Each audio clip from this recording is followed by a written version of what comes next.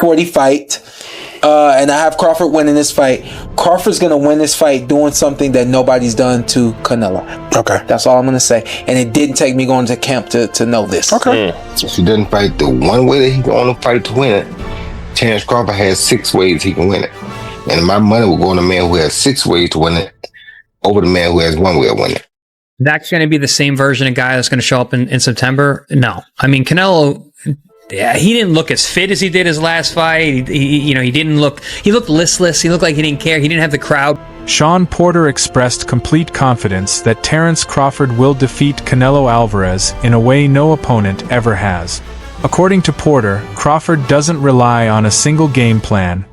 He has multiple strategies ready to adapt to the flow of the fight. Legendary boxer Roy Jones Jr., one of the sport's most respected voices, shared a similar perspective. Breaking the matchup down as versatility versus limitation, Jones emphasized that Crawford possesses 6 different paths to victory, whether through counterpunching, applying pressure, creating angles, or making seamless mid-fight adjustments. In a fight, he does have a chance, and I think he could be victorious. If he doesn't fight the one way that he can only fight to win it, Terence Crawford has 6 ways he can win it. And my money will go on the man who has 6 ways to win it over the man who has 1 way to win it. So you think Canelo has to kind of fight the perfect fight, right? If he don't, he's in trouble. If he does, he should be all good. Let's talk about the weight a little bit, right? Because we all know everything you accomplished as a heavyweight. What is Terence dealing with right now? I don't think Terence dealing with much of anything, because Terence did like I did as a heavyweight. He bulked up to the weight. He been dealing with super middles and light heavyweights in training. If you can deal with them in training, you can deal with them in the fight. So the weight should not even be an issue. Do you think Terence is that one fighter where he could accomplish what a lot of people are thinking is not doable? Is he that one fighter who's just wired and has that different DNA? He is, and not only to mention is he the guy that can, he's already done it. How many 2 or 3 division undisputed champions have we ever had besides Usyk? Usyk is a 2 division undisputed champ. This dude is a 3 division undisputed champ already, and if he win this, he'll be a 4 division undisputed champ. We may never see that again. See, people don't like to celebrate the reality when it's happening. They'll wait till the person dead and they talk about it. This man is the only 3 division undisputed champion that boxing has ever had. And we're wondering, can he step up to a task? Really? Do you know who we're talking about? Comedian and longtime fight enthusiast Aries Spears added a layer of cultural history to the discussion. He noted that throughout boxing's past, when legendary Mexican fighters have gone up against elite African-American opponents, it has often been the latter who emerged victorious. You take a top-notch Hispanic fighter, put him against the top-notch black fighter, the black dude usually edges him out. And I'm not trying to be disrespectful to the Latino fighters, because look at the greats. De La Hoya, motherfucking Roberto Duran, Arguello, Felix Trinidad, what's my man's name? Chavez. Mm-hmm. So there have been legends. But 9 times out of 10, when the top Mexican legend takes on the top black legend, the black dude wins. Boxing and basketball is just something that niggas we got that wop that we edge you out. Duran lost to Hagler. He got knocked out so viciously by Hearns. Rumor is he's still waking up today. He lost he did the no mas with Leonard. Yeah, no, I've been hanging out with Sugar Ray Leonard recently. We talked about that whole situation. Lost to Floyd. He lost to Bernard. He lost to Sugar Shane Mosley. Usually the black fighters edge out the Latinos when it come down to it. So basically you're saying Crawford's going to win because he's black. I'm saying he's going to win because he's got skills. But that black component, that's that extra juice. That's that extra juice? I mean, look. It's like the Batmobile when it's going fast, and then he hits the nitro button, and the flame shoots out of the back of the car and takes it to another level. Black dudes have the nitro switch.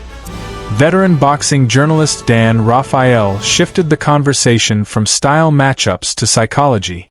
He highlighted Crawford's mindset, stressing that the fighter doesn't shy away from challenges but embraces them. Rather than folding under the weight of big moments, Crawford thrives on the pressure, turning it into a source of motivation and strength. Whatever. I was really excited that Terence Crawford, when we were going through some of the historical things that could take place if he wins this fight, what they would mean. And at the end of that part of the conversation, he says, there's a lot riding on this fight. Like, he knows it. I don't think he feels pressure from it. I think he embraces that. But I like to hear that the fighter understands the magnitude of this fight and embraces that and realizes, like the general public that follows boxing or the media, that this is a bigger deal than your average fight, and that he is keenly aware of that. So I love that. He was very, very well spoken, and we discussed a lot of different topics, and I think people will get a kick out of it. It's on our podcast feed. It'll be up on the YouTube channel, and I hope people check it out. Sticking with Crawford, because I spoke to a few guys in his team, and there seems to be this mindset where they really, really believe they're going to win this fight, and obviously every fighter that goes into any fight will believe they win this fight, but do you get that impression that they're in no doubt that this goes their way, and it's a case of just turning up for a payday? Oh, absolutely. Terence Crawford has never been the kind of fighter that's just looking to take a fight to get paid. Yeah, he's going to get paid a whole ton of money, and so is Canelo Alvarez. But, if you follow Terence Crawford, if you've watched the way he fights, watched the way he conducts himself, know him at all, even just a little bit, I can't claim to be like best buddies with him, but I got a pretty good feel for Crawford, having been around him so many times for all these fights he's had. There is 0.000% chance that he is coming into this fight with anything other than victory in mind. I mean, he really believes that this is his moment to shine and create a huge addition to what's already a tremendous boxing legacy. Besides just the money, I mean, Terence Crawford can take a fight against anybody, make a good amount of money. And so while that's important, of course, Chris Algieri offered a more cautious take, warning against writing off Canelo Alvarez based solely on his recent outings. He acknowledged that Canelo appeared flat in certain performances, most notably against John Ryder, but reminded everyone that history has consistently shown Canelo rising to the occasion when the stakes are at their peak. Opinion changed at all?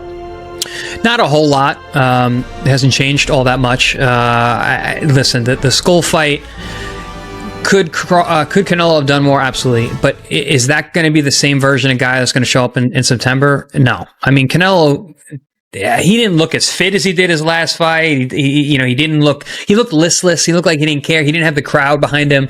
And Marcus, you've been to a ton of Canelo fights. You know how that arena is. It is insane. In Vegas. I mean, it's deafening the entire fight. I remember when he fought BJ Saunders in Texas. Oh my God. And he's waving Saunders on 80,000 fans. Yeah. I mean, listen, he is a gladiator. I called Tim a warrior. Canelo's a gladiator. He is there for the adoration of the fans. I just think that he was a little too clinical in there that night. He didn't have that same drive. He had a guy who just was not willing to engage. That's not going to be Crawford, and that's not going to be Canelo. They're going to be their peak of what they are at this point. Because again, Crawford is 38 years old. Canelo will be 35 by then. So I think they're going to be the peak for what they are at their ages. But it's easy to go, what have you done for me lately? That's usually how everyone kind of sees everything. So, but I think it's good. I think it makes the fight more enticing if a lot of people are thinking that Crawford can win. And don't get me wrong, Crawford can absolutely win the fight. I'm not saying he can't win the fight.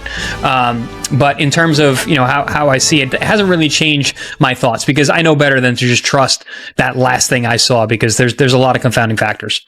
Chris, the adult, a respected boxing analyst, took a balanced approach by acknowledging the strengths of both fighters. He emphasized Canelo's raw physical power, citing moments like when he lifted Dimitri Bivol in the clinch as proof of the incredible strength built through his core and neck training. Canelo uses his legs, he uses his core, and then his neck itself to lift up Bivol like Bivol was a featherweight. That is a huge representation of how strong Canelo is. When you look at his workouts, you can tell why he was able to do that. All these damn neck exercises that I wouldn't dare do. Okay, that stuff looks painful. The squatting and all that stuff that he's doing is exactly why Canelo Alvarez, honestly, is a strong fighter. He tried to do it again with William Skull. William Skull shook out of it, but he is a bull. Listen, Terence Bud Crawford is strong. He is, okay? And he understands leverage and he understands those things because he wrestled. Honestly, very true. But Saul Canelo Alvarez is also extremely strong. Now, let me know how you feel in the comments below. Former world champion Shane Mosley, drawing from his first-hand experience at the elite level, compared Crawford's adaptability to the skill set needed to overcome naturally bigger opponents. He pointed to Crawford's dominant win over Errol Spence Jr. as clear evidence that size alone doesn't decide the outcome of a fight. Yeah, he's ready. Right when I seen that, I said Crawford wins. His movement, everything he wins. It doesn't matter if Spence was not strong or strong. He had more of the stuff to win that fight. And Crawford is a game player. He's gonna come. He come to win. You know what I'm saying? So, yeah, I still say Crawford anyway, but I feel bad that we didn't see the true Spence fight Crawford. If that makes any sense.